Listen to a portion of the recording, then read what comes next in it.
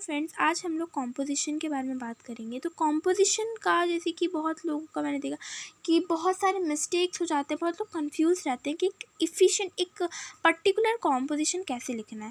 तो जैसे कि एक कॉम्पोजिशन में जहाँ पे आपका मेन मिस्टेक्स होता है वो होता है सेंटेंस स्ट्रक्चर में, फ्लो में, पंक्चुएशन में, प्रॉपर वर्ड्स में। और ये सब का मिस्टेक क्यों होता है?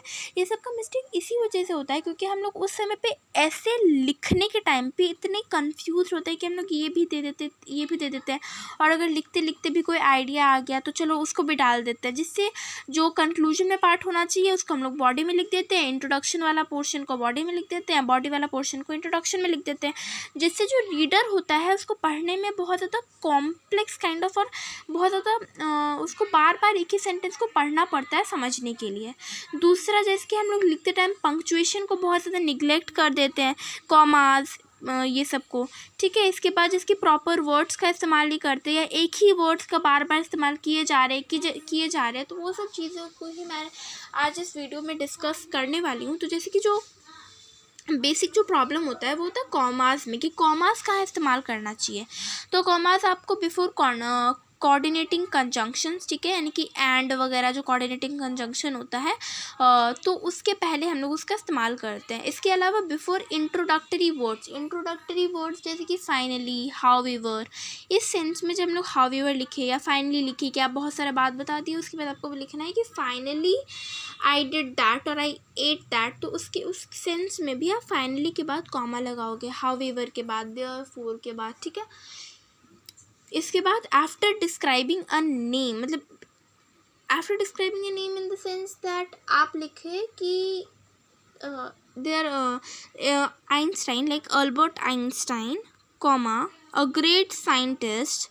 तो इस तरीके से जब आप किसी पर्टिकुलर पर्सनालिटी को या किसी भी चीज़ को जब आप डिस्क्राइब कर रहे हो तो उसके टर्म को पहले लिख के उसके बाद कॉमा दे के उसके बाद उसको आप डिस्क्राइब कर देते हो, ठीक है। तो वो चीज़ तो उस टाइम में भी हम लोग कॉमा का इस्तेमाल करते हैं। इसकी वजह से I have taken an example that when I was in Dubai I went shopping on a desert safari and visited Ferrari park. Means when I was in Dubai I did this, and I did this. So in after every sentence I will use a comma, ठीक है, ताकि हम अपने जो thoughts है कि हम ये भी किए इसको सेपरेट कर रहे हैं विद अ कॉमास, ताकि पढ़ने वाला, क्योंकि अगर हम यहाँ पे कॉमास नहीं देंगे तो it would be like when I was in Dubai I went shopping on a desert safari and visited Ferrari park. मतलब पढ़ने वाला जो जाएगा बहुत कंफ्यूज हो जाएगा और यहाँ पे आपका मार्क्स कट जाएगा if you have not used comma. तो इसी वजह से use commas to separate item. इसके अलावा before quotations, obviously if you have read narration then you know that, जैसे कि मैंने कहा she said, then comma, then open inverted comma, and then जो उसने बात कहा उसको हम लोग कोट करते हैं। जैसे कि एसेस में आप कोटेशंस अगर आपको आता है अच्छा तो उसको आपको लिखना पड़ता है, लाइक आप लिख सकते हैं। तो उस केस में कोटेशन से पहले आपको नरेशन वाला जो रूल होता है कॉमा लगाना, वो आपको याद रखना है। Then between city and state, suppose I live in Mumbai, comma Maharashtra, तो यहाँ पे I am separating Mumbai which is a city with a state that is Maharashtra.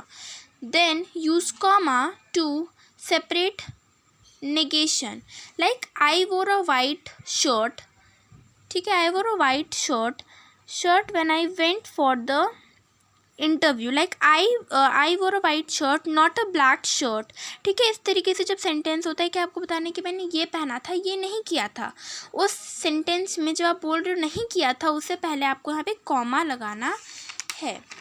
इसके बाद between two nouns that modify a same noun, यानी कि अगर आप एक ही पर्टिकुलर नाउन नहीं कह सकते हैं, बेसिकली एडजेक्टिव, यानी कि जब आप एक ही एडजेक्टिव या एक से ज़्यादा एडजेक्टिव, 2 या 3 एडजेक्टिव्स का इस्तेमाल कर रहे हो किसी एक ही पर्सन के लिए, तो उसके बीच में भी आपको देन कॉमास लगाना है। इसके बाद देखिए how to use proper words. जैसे कि हम लोग यहाँ पे सेकेंड चीज़ जो था वो यही है कि हम लोग एक तो सेंटेंस सही नहीं बनाते, दूसरा हम लोग प्रॉपर वर्ड्स का इस्तेमाल नहीं करते। पंक्चुएशंस के बारे में आई हैव डिस्कस्ड नाउ कि आपको कॉमास कहाँ कहाँ इस्तेमाल करना है, क्योंकि सबसे ज़्यादा हम लोग कॉमास को ही निगलेक्ट करते हैं और अगर लगाते भी हैं तो गलत जगह पे लगाते हैं। अब बात करते हैं प्रॉपर वर्ड्स का। तो देखो ये कुछ कॉमन वर्ड्स है जो हम लोग अपने ऐसे स्पेशली जब हम लोग स्टोरी राइटिंग कर रहे होते हैं तो यूज़ करते हैं, और उस सेंस में हम लोग इस वर्ड्स को बहुत बार इस्तेमाल करते हैं। जैसे कि बिज़ी, तो बिज़ी की जगह पे आप बोल सकते हो occupied, I am busy, instead you can say I am occupied. तो इस तरीके से you will give a good impression on the reader that you have a good stock of vocabulary with you. Than happy अगर आपको बोलना है तो आप जिसके बार बार एक ही वर्ड का इस्तेमाल कर रहे हो, happy happy happy, so instead आप यूज़ कर सकते हो यूफोरिक, ठीक है। इसके बाद सैड का आप डिसहर्टेंड, हर्ट, सोर ऐसे आप इस्तेमाल कर सकते हो। स्मॉल का आप कॉम्पैक्ट, ठीक है, इस तरीके से। इसके अलावा लेज़ी का आप लेथर्जिक, काम का सिरैन, सो का नोटिस्ड या witnessed. Actually witness is a very good term when आपको बोलना है कि मैंने ये चीज़ देखा अपनी आंखों से, सो आई विटनेस्ड दैट, तो it is a very good term. Then weak का आप फ्रेजाइल लिख सकते हो, बिग का एनर्मस लिख सकते हो, angry, furious, easy, effortless, funny, hilarious, tired, exhausted या फटीग्ड, बैड का आप ऑफुल या टेरिबल लिख सकते हो, एक्साइटिंग, थ्रिलिंग, पैनिक, हिस्टोरिकल। ये सब कुछ ऐसे वर्ड्स है, when you will use these words in your composition it will really make your composition bit effective on the reader and it will increase the chance of getting good marks, क्योंकि this matters, okay। then phrasal verbs, इसके सिर्फ phrasal verbs आप सिर्फ assess में नहीं बल्कि आप report writing में, लेटर राइटिंग में, ईमेल राइटिंग में, और आपका जब प्रीपोजिशंस होता है उसमें भी फ्रेजल वर्ब्स आते हैं, तो उस केस में आप सारे केसेस में उस केस में इस्तेमाल कर सकते हो, ठीक है। और phrasal verbs are really very good thing to add in your essays, in your writing skills, or it even help you in the preposition works, okay। so जैसे कि आप बोल सकते हो carried out, तो carried out means done, I have done that thing, okay। या फिर the scientists have done that thing, you can say the scientists have carried out that thing। devoted to, talks about, brought about का causes, come about, happened, accounted for, explained या reason, bear out to include previous results। example जैसे कि bear out का I have written example, the scientist brought this result which bear out this result। तो जैसे कि इस sense में क्या हो रहा है कि बियर आउट मतलब यानी कि इंक्लूड करना, प्रीवियस चीज़ को भी, प्रीवियस रिजल्ट को भी इंक्लूड करना, ठीक है। इसके अलावा जैसे कि I have written the meanings of the phrasal verbs also, तो आप इसको पढ़ सकते हो और आप इसको यूज़ करो। किस तरह से आप इसको अपने स्पोकन लैंग्वेज में, स्पोकन इंग्लिश में, या फिर आप राइटिंग में भी इन फ्रेजेस का इस्तेमाल करो। And I am telling you it's a very good thing that by which you could improve your writing skill or your spoken English। so attributed to, referred to someone, allude to, indirectly, mentioning something, put forward, to give a point, ठीक है। इसके अलावा और example R D Sharma puts forward dot dot dot ऐसे। इसके अलावा इसके how to have good flow, तो गुड फ्लो के लिए आप पहले से प्रिपरेशन कर सकते हो, या तो आपको जो 15 मिनट्स मिलता है पेपर मिलने के बाद उसमें आप फटाफट से कोई चार्ट, एक छोटा सा ग्राफ बना सकते हो, छोटा सा ऐसे सर्कल करके उस टॉपिक को लिख के उसके बाद क्या क्या आपको पॉइंट्स मेंशन करना है ऐसे आप बना सकते हो, या फिर जल्दी जल्दी पॉइंट्स आप कहीं पे लिख सकते हो, या फिर बाद में भी जैसे जो है राइटिंग टाइम स्टार्ट होता है वैसे आप फटाफट से 5 मिनट्स दे के ग्राफ बना सकते हो।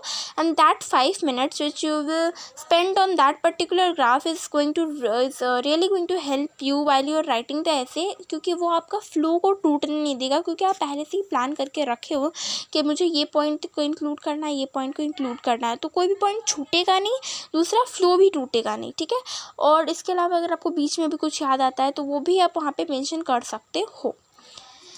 देन है use of correct punctuations words which I have already given, ताकि वो क्लैरिटी रहे और आपके सेंटेंस को जितना हो सकता है वो छोटा और क्रिस्प रखने का कोशिश कीजिए, which will really increase the flow.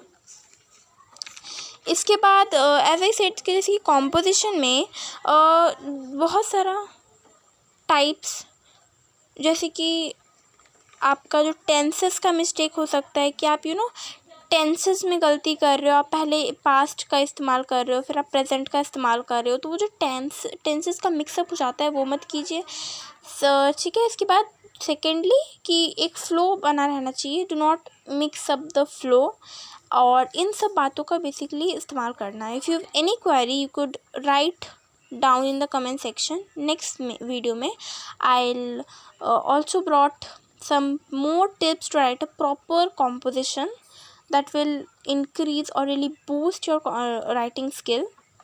So till then, bye bye, thank you, and do subscribe to my